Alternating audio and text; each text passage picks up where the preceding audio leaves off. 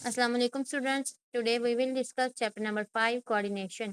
Coordination का क्या मतलब होता है? हम आहंगी, रब्त। फॉर एग्जांपल, जिस्म के मुख्तलिफ हिस्से एक दूसरे के साथ मिलजुल कर काम करते हैं एट द सेम टाइम। एक ही टाइम पे हम लोग चल भी रहे होते हैं, हम लोग सोच भी रहे होते हैं, कोई ना कोई चीज़ भी खा रहे होते हैं साथ में। एक ही टाइम पे हम लोग लिख रहे हैं, हमारा ब्रेन भी उसी टाइम पे पीछे काम कर रहा है, जो हमें बता रहा है हम वही फ़ौरन हम लिख रहे हैं, हमारे मसल्स काम कर रहे हैं, हमारा हाथ काम कर रहा है। तो दिस इज़ कोऑर्डिनेशन। ये किस तरह से होता है? कोऑर्डिनेशन जो है ये एक बाकायदा प्रोसेस है, जिसके पीछे मुख्तलिफ कंपोनेंट्स इन्वॉल्व हैं। यानी कि हम ये कह सकते हैं कि कोऑर्डिनेशन को हम 5 कंपोनेंट्स में डिवाइड करते हैं।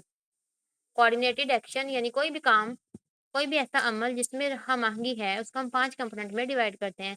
First one is stimulus, receptor, coordinator, in effector and response. Stimulus क्या होता है? स्टिमुलस का मतलब है कोई भी चेंज जिसको हम फ़ील कर सकें। वो चेंज हमारे एक्सटर्नल एनवायरनमेंट में भी आ सकता है, यानी हमारी बॉडी से बाहर माहौल में, या फिर हमारी बॉडी के अंदर भी आ सकता है, यानी सेल्स से बाहर इंटरनल एनवायरनमेंट जो है, ठीक है, जिसके नतीजे में हमारी बॉडी रिस्पॉन्स शो करती है। अब एक्सटर्नल एनवायरनमेंट में चेंज मतलब क्या?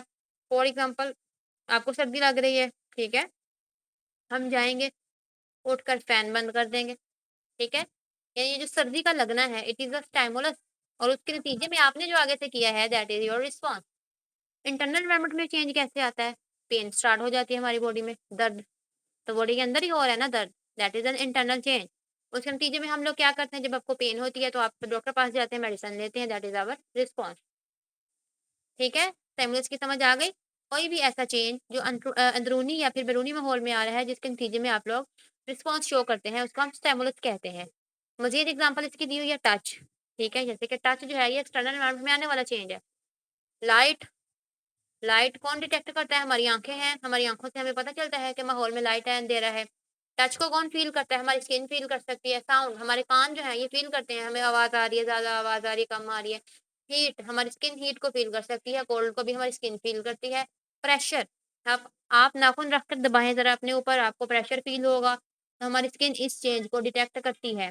इन्फेक्शन, यानी हमारी बॉडी में बैक्टीरिया या वायरस एंटर हो गए हैं अंदर, फिर वो अंदर जाके क्या करते हैं, इन्फेक्शन प्रोड्यूस कर देते हैं, जिसको हम फिर उसके नतीजे में हमारा एक रिस्पॉन्स शो होता है। सेकंड एग्जांपल हमारे पास है रिसेप्टर, यानी कि ये जो एनवायरनमेंट में आने वाला चेंज है, उसको जो बॉडी का ऑर्गन रिसीव करता है, उसको हम रिसेप्टर कहते हैं। जैसा कि लाइट है, लाइट को आप आपकी आँख फ़ील करती है ना, अंधेरा है या रोशनी है, कौन फ़ील कर रहा है? हमारी आँख फ़ील कर रही है, तो हमारी आँख क्या है? रिसेप्टर है।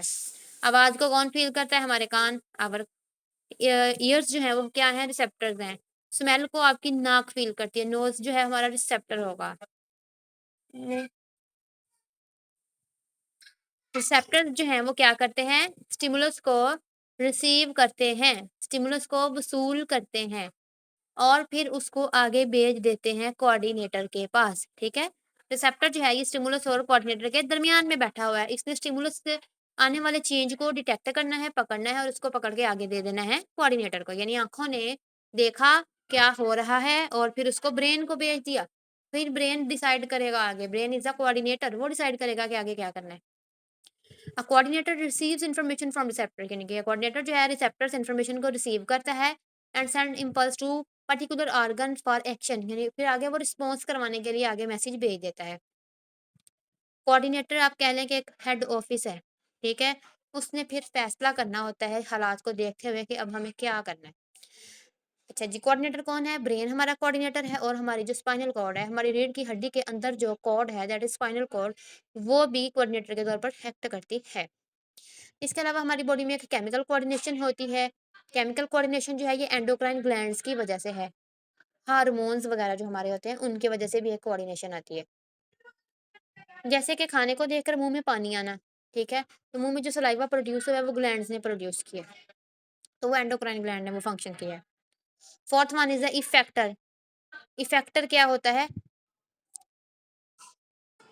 नेक्स्ट हमारे पास है इफेक्टर। इफेक्टर बॉडी के वो पार्ट्स होते हैं जो कोऑर्डिनेटर से मैसेज को वसूल करते हैं। रिसेप्टर बाहर से आने वाले मैसेज को वसूल करके कोऑर्डिनेटर को देता है। कोऑर्डिनेटर आगे जिससे काम करवाना होता है, रिस्पॉन्स करवाना होता है, उसको अफेक्टर कहते हैं, जिसको वो काम देता है। नर्वस कोऑर्डिनेशन यानी कि ब्रेन की वजह से जो होता है, मसल्स और ग्लैंड्स जो हैं हमारे अफेक्टर हैं। फॉर एग्जांपल, गरम चीज़ को जब हमारा हाथ टच करता है, ठीक है? वो जो गरम हमें जो हीट फ़ील हुई है, दैट इज़ स्टिमुलस। उसको जो फ़ील किया है, हमारी स्किन ने जो फ़ील किया है, वो रिसेप्टर था। फिर मैसेज ब्रेन को गया, ब्रेन ने कहा, भैया तुम अपना हाथ पीछे कर लो, ठीक है? वो जो हमने हाथ को फिर पीछे किया है, मसल्स ने किया है ना, हाथ ने उसको पीछे किया, दैट इज़ इफेक्टर। और वो ये जो काम हुआ है हाथ को पीछे करने वाला, इस काम को हम रिस्पॉन्स कह रहे हैं। केमिकल कोऑर्डिनेशन में हमारे पास जो इफेक्टर्स हैं, वो डिफरेंट ग्लैंड्स होंगे। फॉर एग्जांपल, हमने कहा कि खाने को देखकर मुँह में पानी आता है, तो वो जो सलाइवा प्रोड्यूस हुआ है मुँह के अंदर, वो किसने किया है? वो सलाइवरी ग्लैंड्स ने किया है। सलाइवरी ग्लैंड को ब्रेन ने कहा था, तो उसने कर दिया। तो salivary gland is a effector.